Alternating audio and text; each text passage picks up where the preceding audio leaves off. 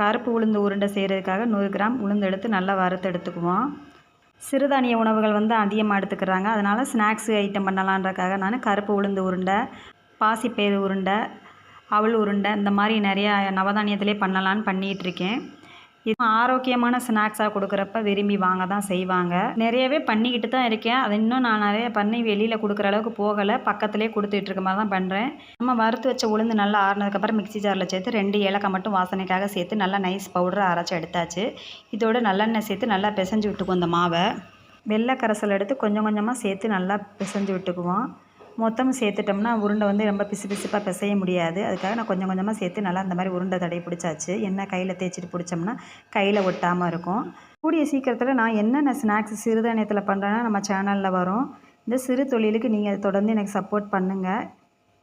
Healthy ஆரோக்கியமான கருப்பு உளுந்து உருண்டை ரெடி ஆயிடுச்சு. இது சத்தானதும் கூட இந்த உருண்டை.